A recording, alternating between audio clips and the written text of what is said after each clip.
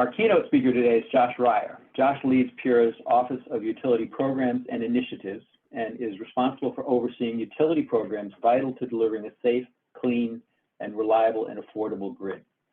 Specifically, under the purview of the office are the state's clean and renewable energy programs, so LREC, ZREC, Shared Clean Energy Facility, arrearage forgiveness, vegetation management and resilience, and cybersecurity programs.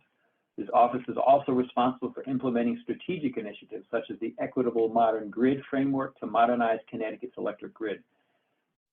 I want you to know Josh is involved in hearings on another active docket, so he may need to leave before our entire session is over today. We're thrilled to have Josh with us today.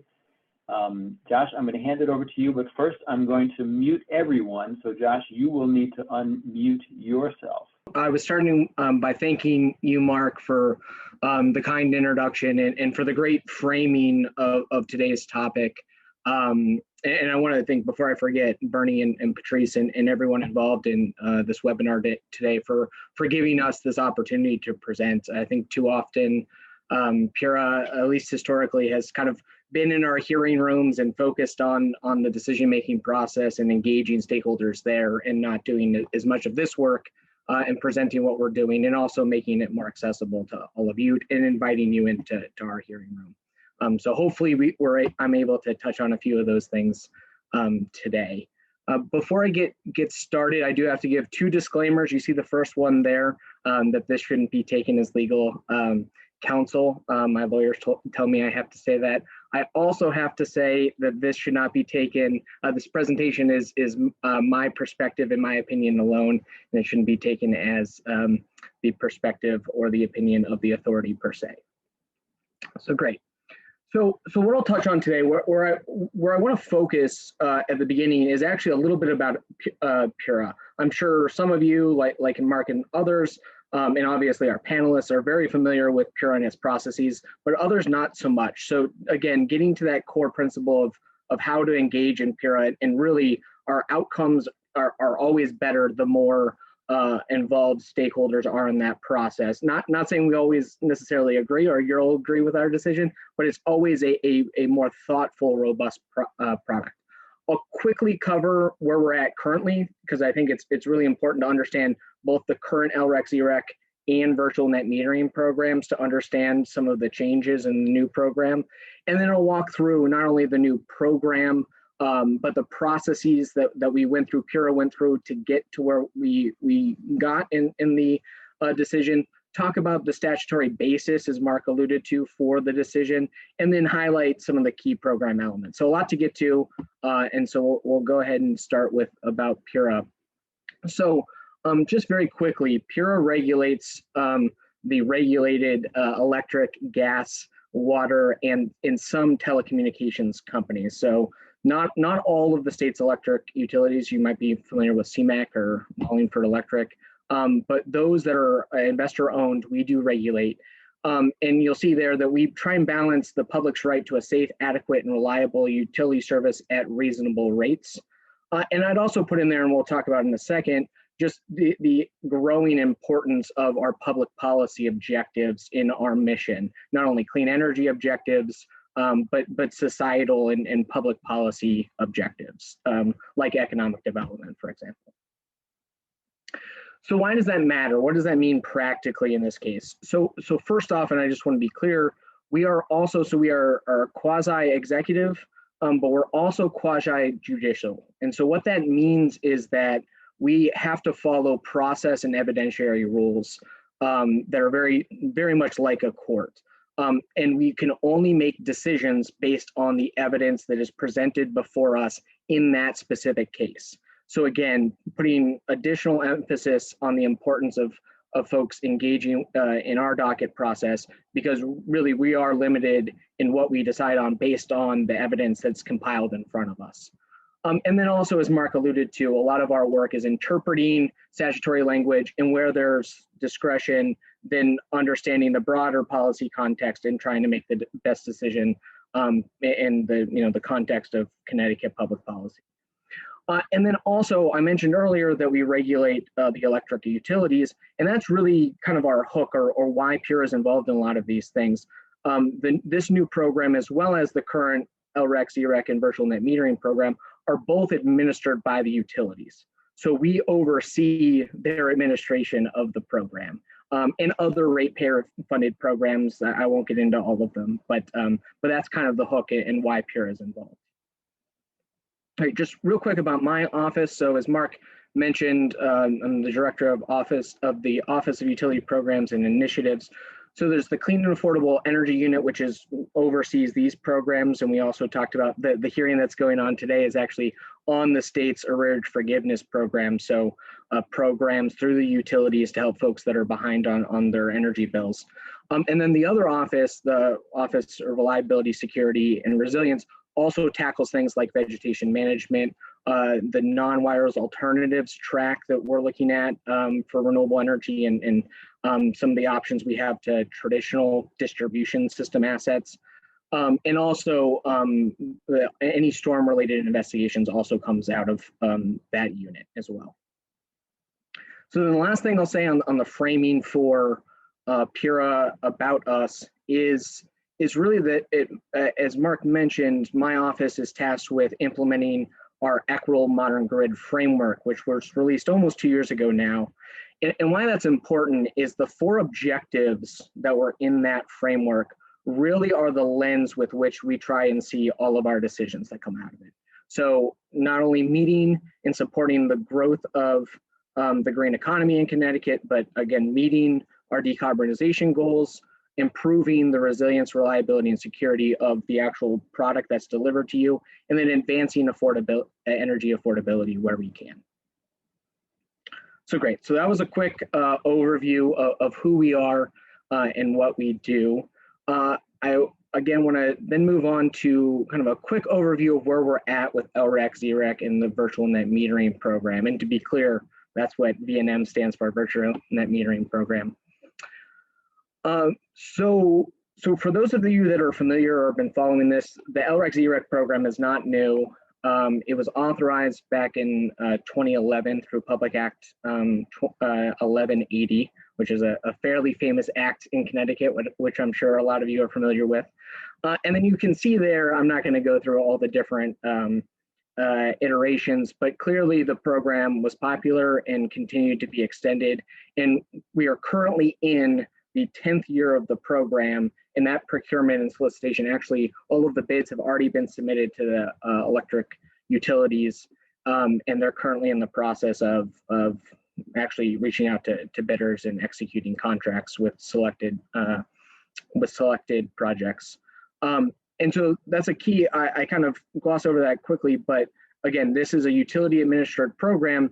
And then how the programs actually split between the two utilities, and this is something that's going to stay the same with the new program, is split 80-20. So Eversource is about 4 times larger than United Illuminating.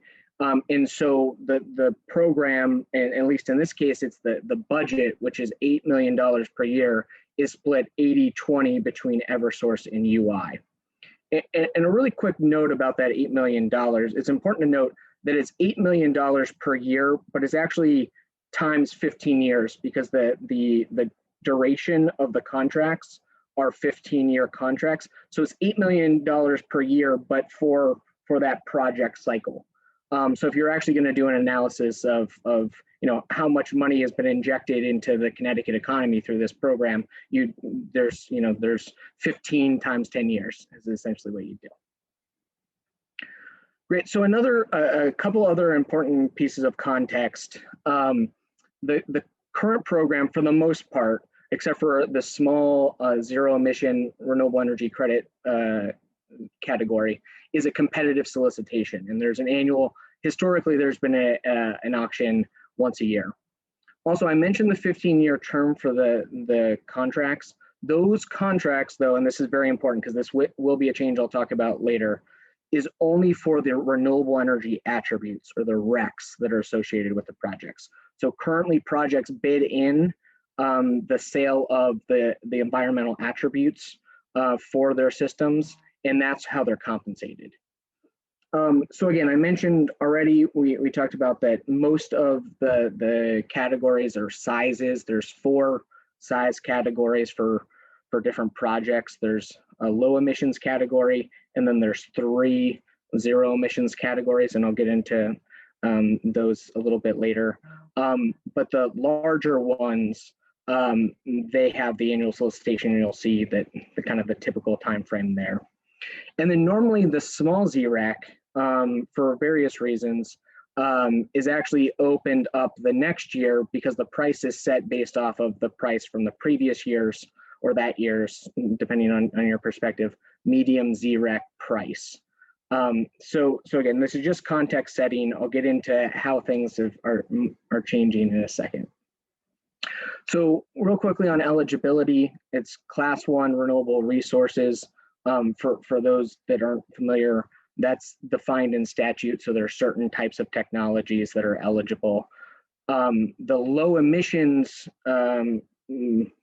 projects that are eligible have specific emissions requirements. And so it's low emissions projects plus anaerobic digestion.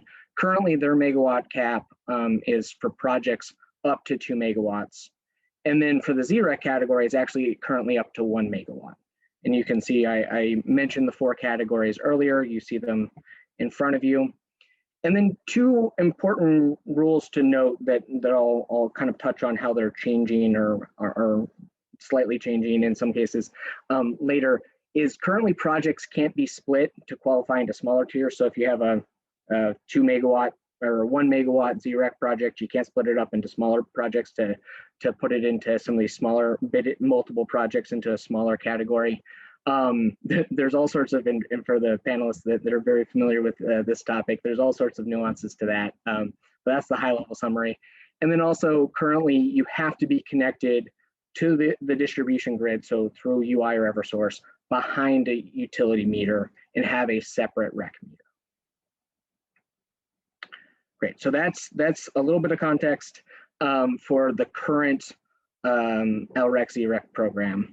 For the current virtual net metering program, again, it has to be a Class 1 renewable energy resource, but this is actually up to 3 megawatts.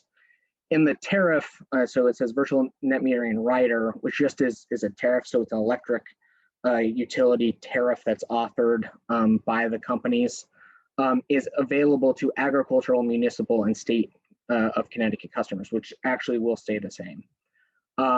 We note there's been several changes over the years, and then there's also been several statutory changes over the years. And so there's 3 real buckets for virtual net metering.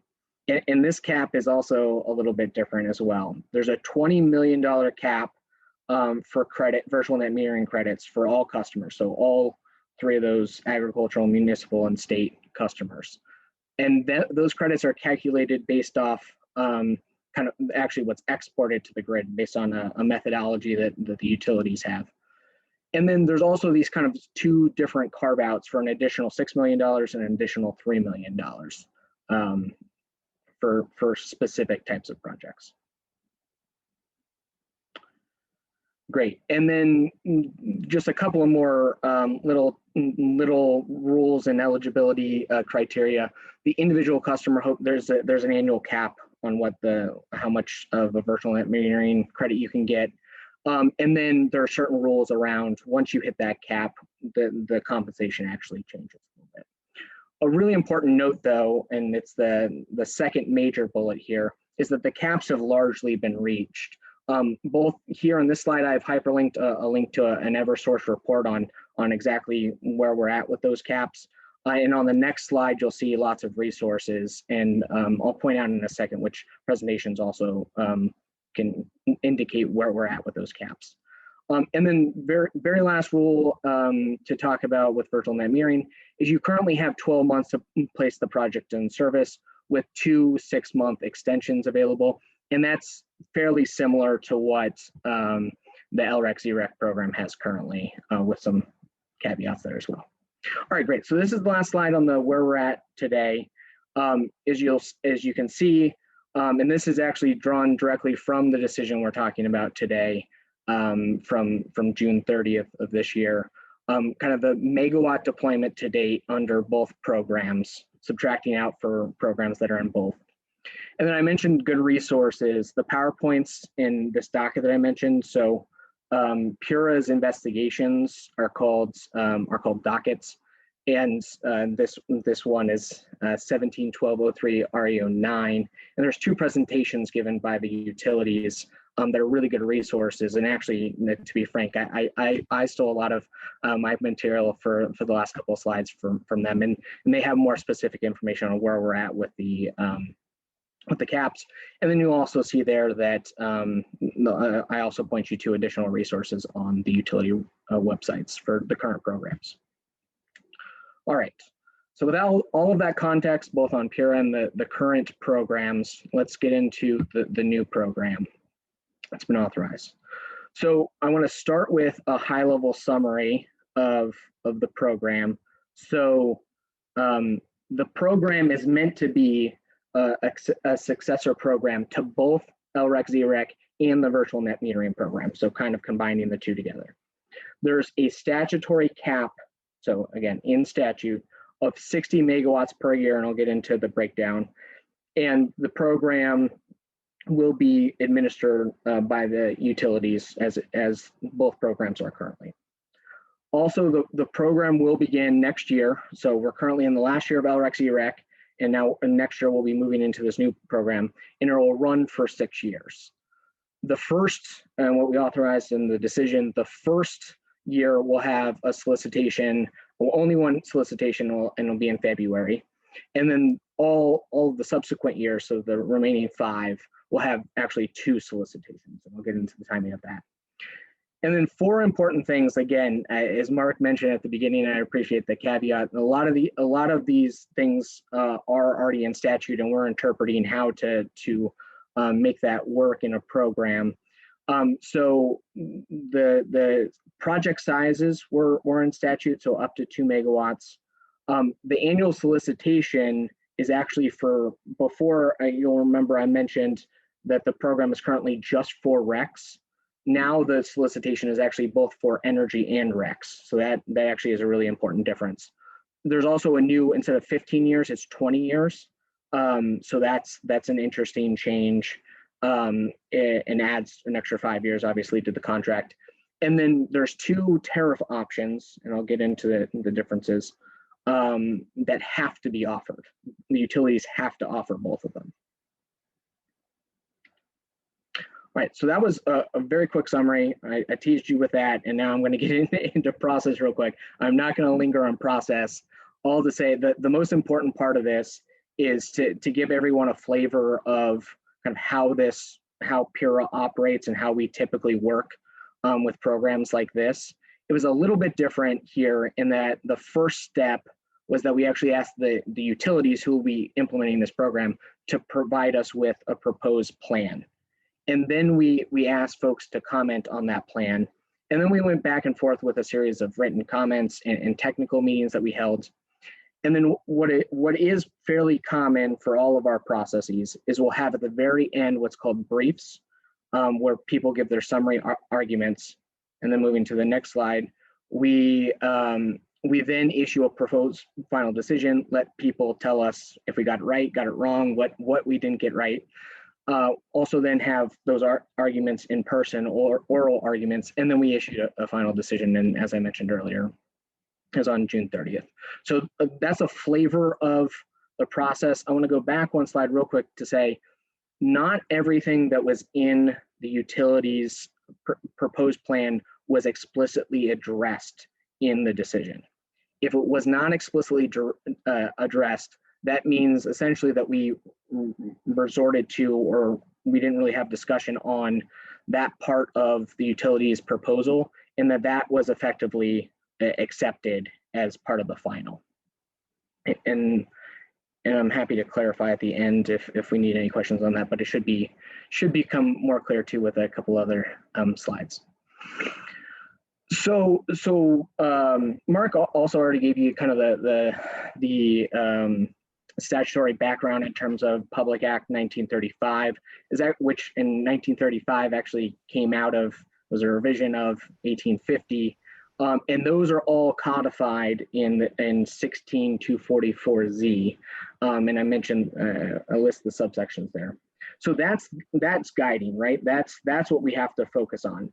what we found helps with these programs, and really making sure we have a tailored approach, and we are taking into account not only stakeholders' objectives, but the public policies of Connecticut, is for these public policy type of programs, we've started by establishing objectives for the programs with stakeholders. We put, at least in this case, we put out proposed objectives, heard comments from folks, and then adopted objectives for the final, which really is important. Between the statute and the objectives, that's what really guides PURA in its decision-making process. And we've also told the EDCs that those two things have to guide their decision-making process in implementing the programs. So I won't go too far into the details on some of these. Hopefully, folks that are familiar with Public Act 1180 recognize the sustained orderly development of the state renewable energy industry. I think the middle two kind of go hand in foot with not only we're looking to deploy as many megawatts on this program as we can, and we're also looking to be able to do that at least cost outcomes for the more renewable energy we can deploy at the least cost, everyone benefits from that. So those two really go hand in foot. And frankly, I think at least the fourth one is probably the hardest to accomplish, is trying to accomplish 1 through 3 while also having a simplified and clear program design. It's definitely not easy, but what is an important objective that we tried to really take into account. And then the last one is just increased inclusivity to the extent possible overall. Great. All right, so let's talk about the two tariff options. So the buy-all tariff is very, at least in structure, the way my mind kind of works and thinks about it, is very similar to a power purchase agreement or PPA. You might have also heard of, and I just didn't have the space to spell it out, but heard of a feed-in tariff. It's also a similar type of thing where it's a set number, or it can escalate sometimes, but in this case, it's a set number, compensation number, so 10, 20, 30 cents over the 20-year term. And what we authorized in our program, in our decision, is that the payments, actual payments for what's produced will be paid out quarterly for both energy and RECs. It'll be a bundled product.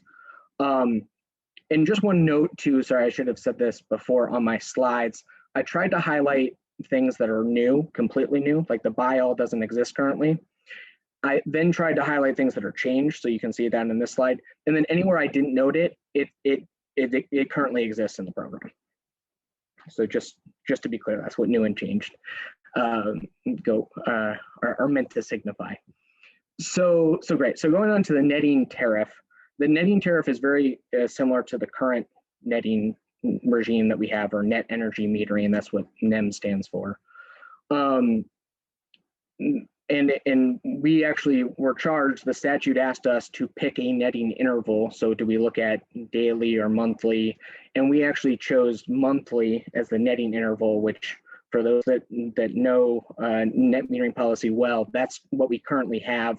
You could argue we have annual, but anyway, it's very similar to what we have in that anything that you have in any excess that you've generated over the course of a month gets rolled over.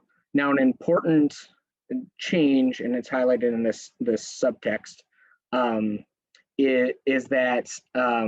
is actually going to, instead of currently what you get is, so if you used a certain amount on your in a month and then you generated a certain amount, the excess would be rolled over on your bill, but it would currently be rolled over as a kilowatt hour credit.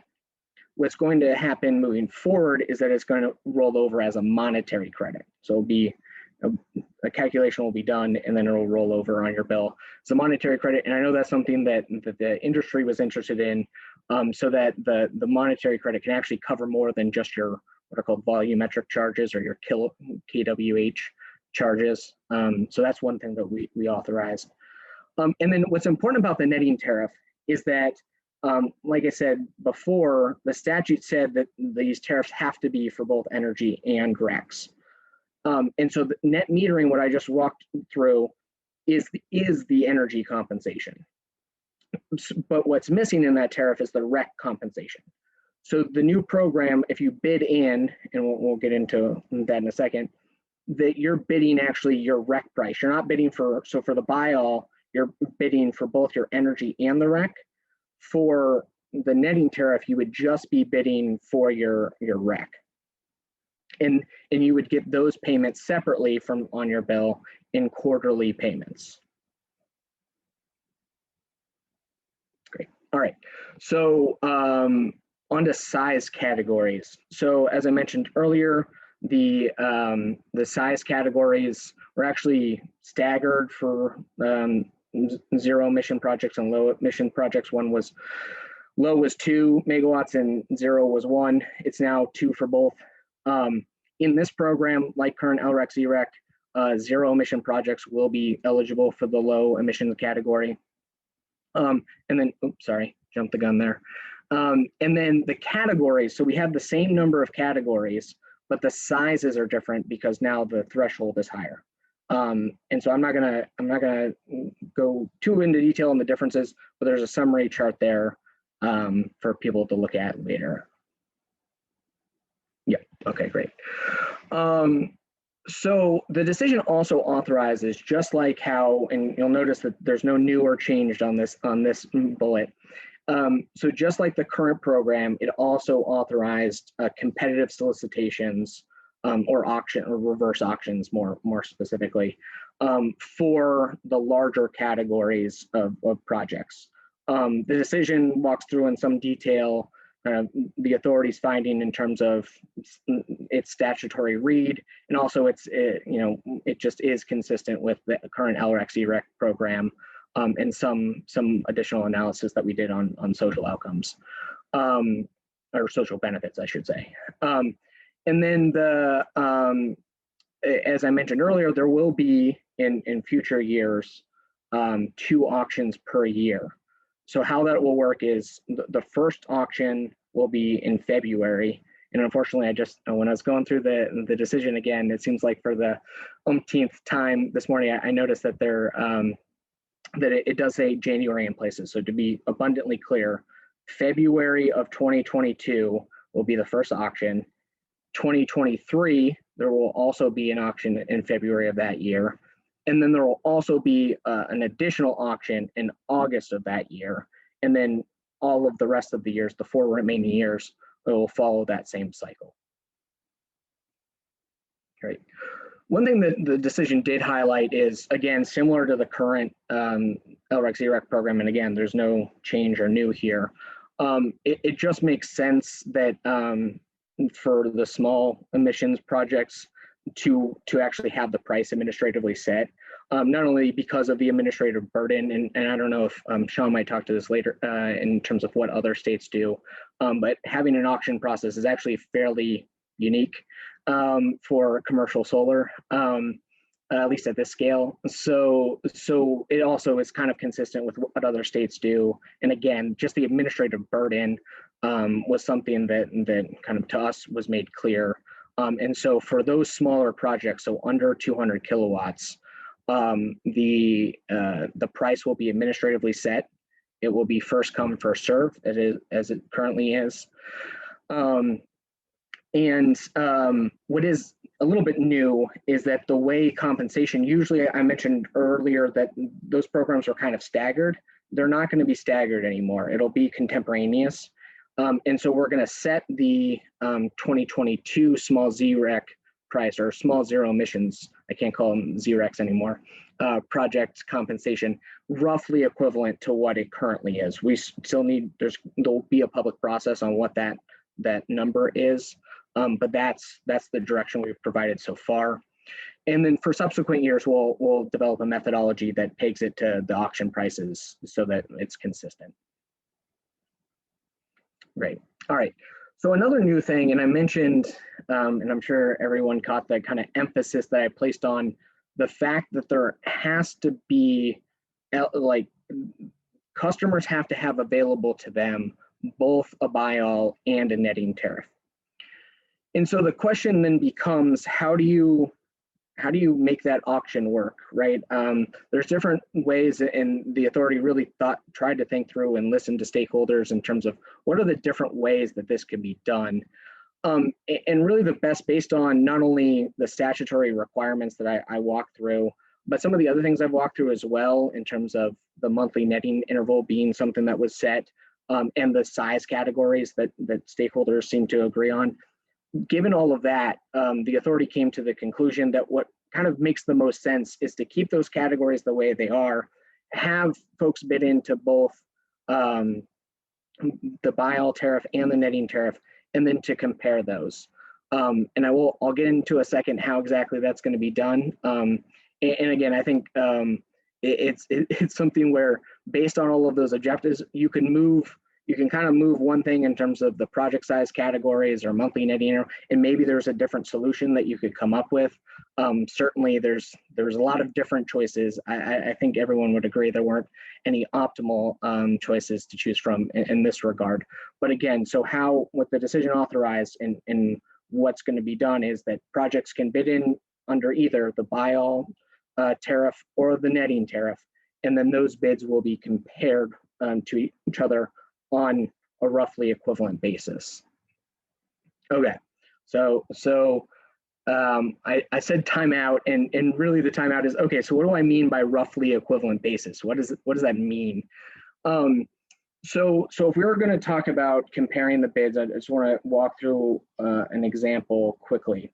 So for the buy-all, if a developer calculates, looking at all its costs, the profit margin that it needs, if they, in using their cash flow modeling that they do, if they determine, say, okay, we need 16 cents per kilowatt hour over a 20-year term to finance the project, then what a developer would do, and I'm vastly oversimplifying here, but generally speaking, what a developer would do is bid in then that price as the buy-all bid. Now, this would provide compensation for both energy and RECs, and they would have to differentiate, but in total, the bid would be for 16 cents, right? So we're assuming that that's enough to cover everything, profit, costs, risk, etc., and they would bid in that fixed price. Now, so that was a quick high-level example for what would happen with the netting tariff, for the buy-all tariff. For the netting tariff, let's assume we have the same project finances. But again, I mentioned earlier that the netting tariff bid is only for RECs, right? So how do you get from, how do you add up to 16 cents is the question, right? So what the decision ordered was something similar to what, for those of you that are familiar with the ins and outs of the virtual net metering program, there's currently a calculation and I'll get to it on the next slide. There's currently a calculation for what the export rate and the compensation rate for virtual net metering will be, and it's listed. And so everyone, when they're bringing their project in and you're doing your project financing, you can refer to that and you kind of see, okay, this is what excess credits are going to get for a customer on this tariff rate. So you would look at that list, and again, I'll get into it in a second. Actually, let's switch there now. So you would look at that and say, okay, so the utilities are going to evaluate or assume that for rate 30, and I know that's super, super hard to see, I apologize. But so at the very bottom right, if we look at rate 30 customers, the virtual net metering bill credit is 13.304 cents. So if we assume the same type of resources provided by the utilities as it's been ordered, to tell developers how they're going to evaluate their energy portion of their bid, then to add up to 16 cents, you would then add the 13 cents that I just talked about plus the 3 cents. So to get to 16, right? So your bid actually under the netting tariff example would be 3 cents.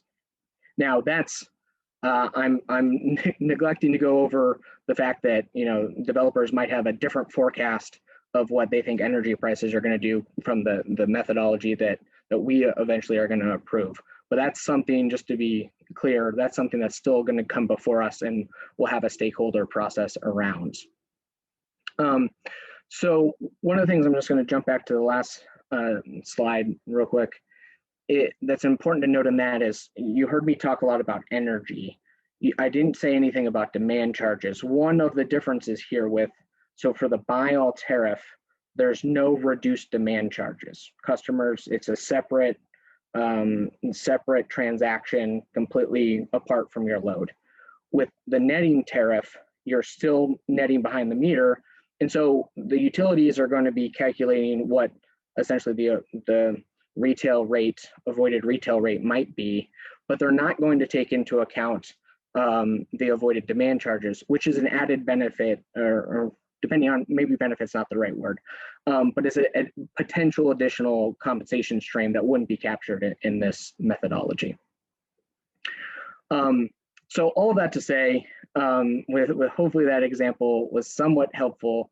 All that to say is, if we're going back to our buy all bid that's submitted at 16 cents, and we said that we're going to compare projects against each other, if a buy all project at 16 cents will win out over a netting project that's on rate 30, again, we're assuming that it's 13 cents is the energy part, if the REC bid is over 3 cents, right? Because then it would be more than 16 cents in total, 13 plus 3. But if the REC price is below 3 cents, then the netting project would win. All right, so on to parcel and sizing rules. So generally, the decision allows for one project up to 2 megawatts per existing revenue meter. There's all sorts of project rules in here, and one that's really important to note, and again, this comes from statute, is that the projects cannot exceed the annual on-site load. So how much you use in a given year. I'm going to skip over the second rule and the third rule. The third one, just say it's the same as virtual net metering. The fourth one's really important. There's an example in the decision that talks about strip malls, mostly because it's the only example that we talked about in the docket. But there's examples, and I might as well just jump to that now. There's an example of a strip mall with 4 customer meters with the same building landowner. Currently, under the rules that I just outlined and what we have in the LREC ZREC program, you could do up to 2 megawatts on each of those meters. So you could do 8 megawatts on that property, but you'd have to meter them separately. What we said in this decision, which I think actually just simplifies a lot of interactions with these types of customers, or at least that's what we heard that hopefully it will do, is that you can actually now submit one bid under the buy all tariff that already takes into account all 4 of those customers. You don't have to individually connect to all 4. You can actually connect in front of the meter separately, and it's essentially on-site virtual net metering is what it really is. So hopefully that allows for additional flexibility with folks. And then in terms of compensation, we also authorized the direct compensation. So the utilities will literally send you a check quarterly, as I mentioned earlier. Customers then can elect, those 4 customers, what % of that compensation that they're actually going to receive versus what the developer will receive. My apologies.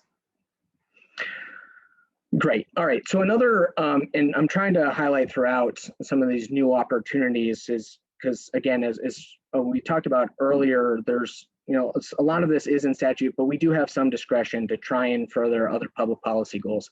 And one that was really important, both in this decision to us and in the residential solar tariffs decision, was to allow for and really encourage, frankly, beneficial electrification, so transportation electrification and fleets, and also fuel switching, so air source heat pumps or any other switch to electric heating or cooling.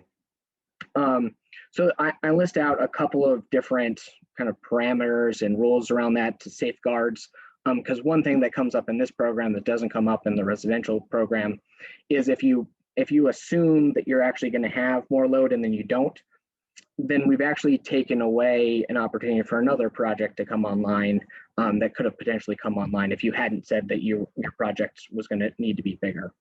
So that's just one thing. But again, we tried to craft new rules that really helped, or at least didn't hinder transportation electrification and fuel switching.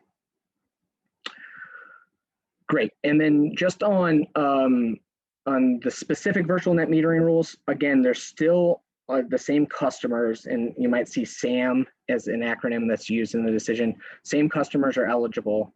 But one of the interesting things in statute was that it says that customers that own or develop new projects on customers' own premise. And that's pretty clearly in the statute. So what we tried to do to frankly allow a little bit of flexibility is that, so it's clear that it has to be a customer's own premise, but that doesn't necessarily mean that it needs to be connected to the beneficial account.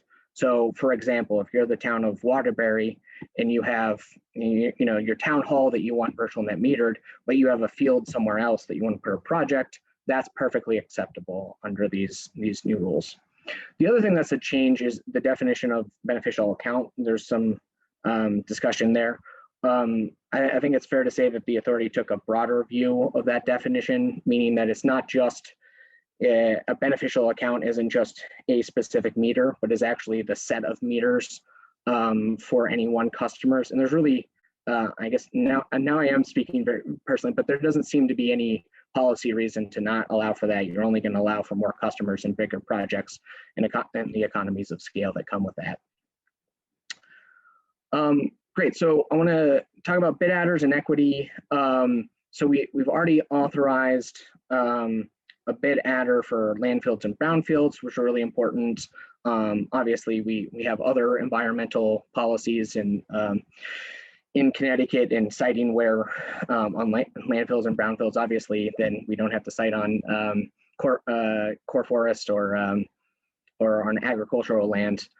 We also proposed a distressed municipality adder as well. The exact amount for that hasn't been determined yet. But what's really important about this is that, so these adders, while we've already authorized some, will be part of the stakeholder process that we have, and I'll get to in a second, still through the end of the year. So, the decision is out and how the program will be run has been outlined. There are still some tweaks here and there that we need to make sure to get right before we are off and running in January 1 of 2022. And then just a quick note, Public Act 2148 actually allows for public housing, affordable housing units to be eligible for the residential tariffs. So we set that up in this decision as well. I will go through this very quickly. So I mentioned the 60 megawatt cap per year. It's actually split 50 between zero emissions at 50 megawatts and low at 10. An important note is the statute says if allocated in a year. If it's not allocated in a year, it's lost. So that's clear, and it's a change here because that's not how the program currently works. Currently, the money just rolls over indefinitely. And then, but one thing that it was ambiguous, and in both in SCEF and this decision that we've done, is that if it's allocated, i.e., if a project executes a contract, and then later they just don't build the project, that was still allocated, and then it will roll over into the program. So that's not lost megawatts. And then just a quick also note too, on the projects are load reducers. Some currently operate under the LREC ZREC program in the ISO New England markets. So that's a change here. Also mentioned, I know I'm getting close to or over time, but there, instead of, I mentioned earlier the rules in terms of when something has to be online, we changed the program rules to 3 years. Mentioned the direct payments earlier and the front of the meter configurations. And then just another important note that for anyone that's tried to get data from or looked into different metrics for the LREC, ZREC, or virtual net metering programs, I think for various reasons, it's not the easiest, and that's not from a lack of trying on anyone's part. And so one of the things that we authorized or directed the utilities to do in this decision was to make a dedicated website. We're actually doing this for all of our decisions, a dedicated website for the data that comes out of the storage program, the residential tariff program, this program. Everybody should have access to that. Everyone should be able to do their own analysis. So that was really important to us in the decision, all of the decisions that we've issued recently. All right, so I would end with annual process. But another new thing that we're doing, and we actually started this year and continuing into this program, is historically we've actually just changed program rules through motion rulings, or when it's come up, their developers have brought up good ideas to us. What we're doing now is we're going to have annual reviews for all of our docket, for all of our programs that we oversee. They'll typically start in August of every year, and they'll have the same numbers, docket numbers, for those of you that are familiar with those. But so that's been really important for us, that there's an annual, because the industry just changes, and frankly, there's no way to always get everything right. So it's really important to have those annual review processes to be able to make those tweaks as needed. And then the last two things were, again, so we will actually initiate our annual review for this year, if not today, tomorrow. It'll be docket number 210803. I mentioned a few things that we're specifically going to be looking at in that docket to make sure everything's tightened up for next year. And one of those is the bid adders. And we will certainly be soliciting stakeholder input through that process. And then for the project developers or just entities that are interested in potentially participating in this project that are on today, we also authorized or directed the utilities to hold 3 webinars on this, like the real nitty gritty of the program details in December and January, leading up to when they're going to release their RFP in February, and then the bids being due in March. So great. Well, with that, I'll leave up the slide that has a few of the other things that we've issued recently that I would imagine that you folks would be interested in, including the storage program and EV infrastructure program. But I just want to thank Mark, Bernie, and Patrice again for your time, and hopefully that shed a little bit of light into what was probably clearly a fairly complex decision. Josh, thank you. That was absolutely fantastic. Obviously a very, very complex, wide-ranging decision, but I think you've given us a really clear overview of it, so thank you. And some great resources in the slides, and I know there was a question. We will distribute these slides to folks because I think that's going to be a great resource. There's a bunch of great questions in the chat. I don't know that we'll get to all of them now. If we let's do a couple now, and then let's go to the panel, and then if we didn't answer your question, then we'll try to do it in Q&A later. Josh, one question is, can you explain how this program is paid for, and differences in how it's paid for between the 2 tariffs, the netting and the buy-all?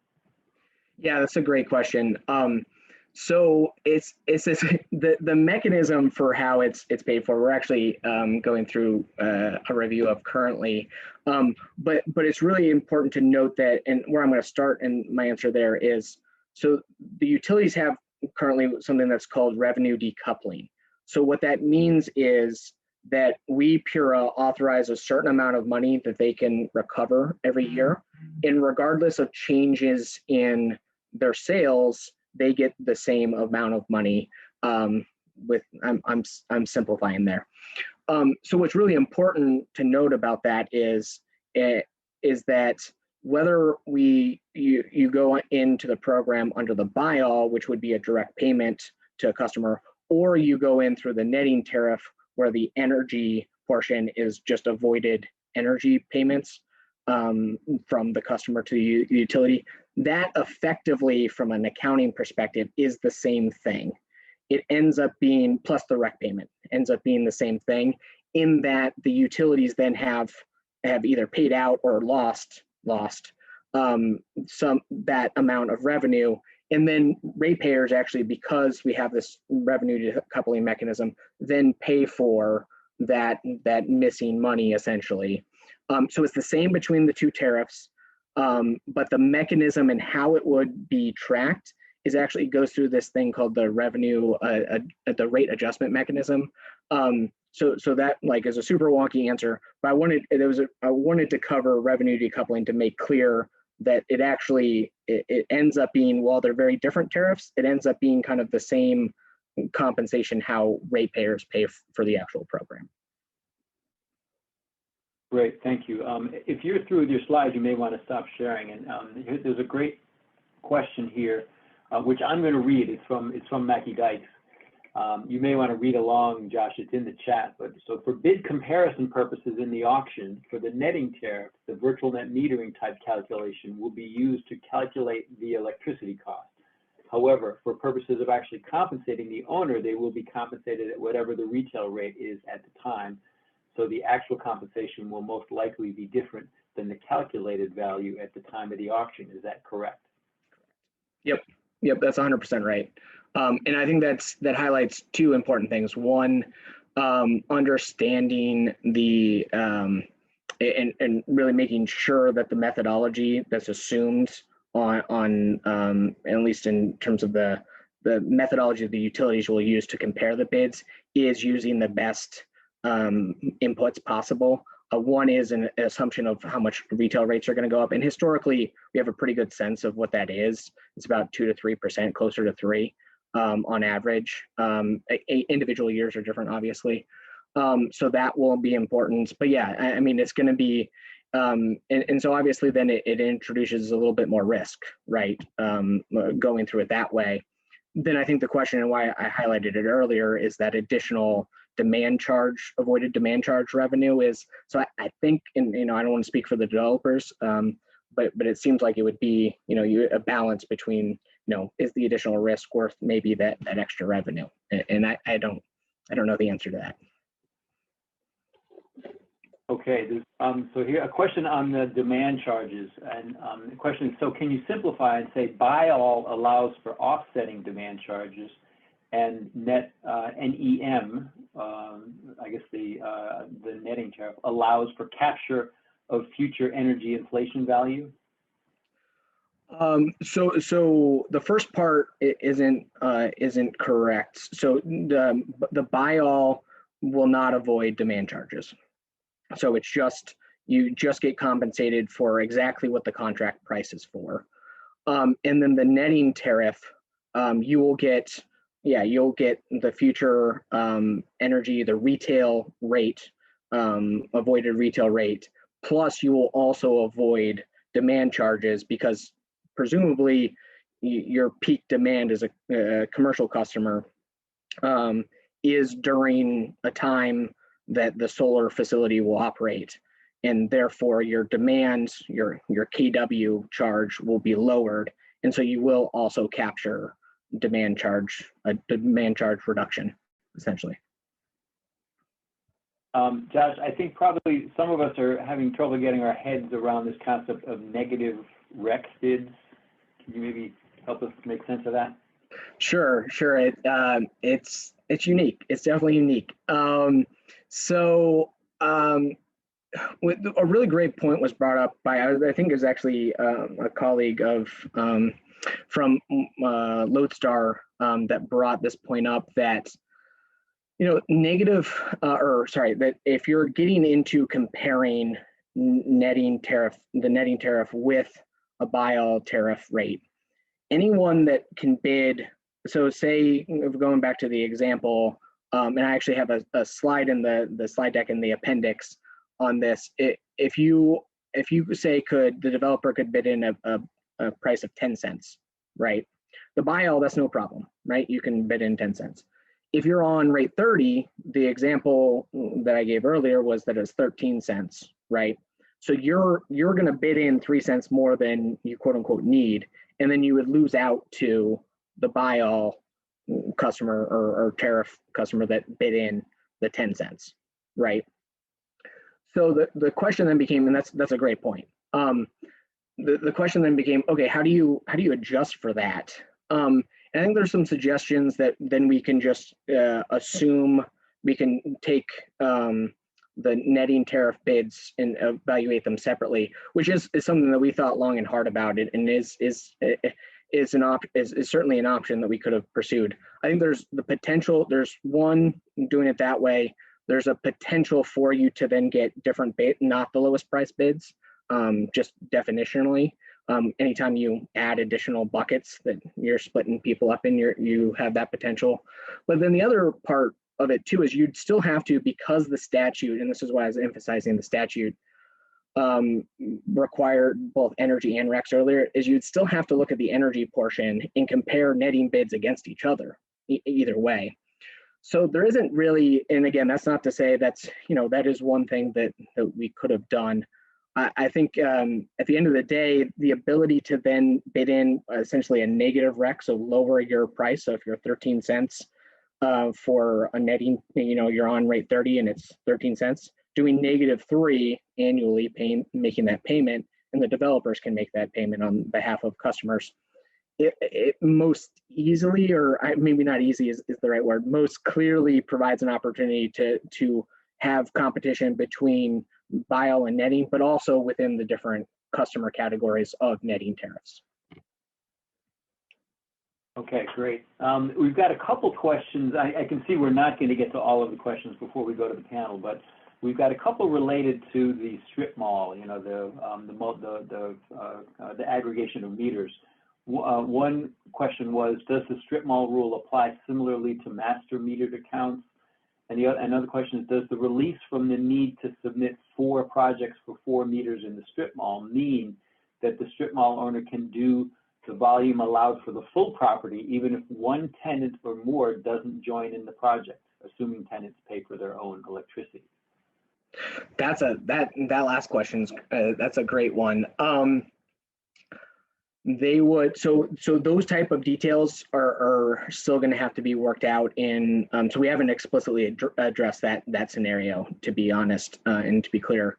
But I wouldn't want to proactively say yes or no on that, but it seems like at least the intention was met in what we were trying to do, which is to say, okay, the size to load requirement really should be about making sure the project is sized to the load that exists there, right? That was really what we talked about. So again, that might be something that has to come before us and we decide up or down on. So I would hesitate to say yes or no without thinking about it further or seeing the details, but it seems to relate. And then, sorry, Mark, what was the first question again? Does the strip mall rule apply similarly to master metered accounts? Master. Yeah, that's a great question too. I'm not a master meter or sub-metering expert, but I would imagine that's something that we're going to have to figure out. I would imagine that it would and should. Now, how that exactly works out and if the compensation scheme is different is something we'd have to look at. That's a great question.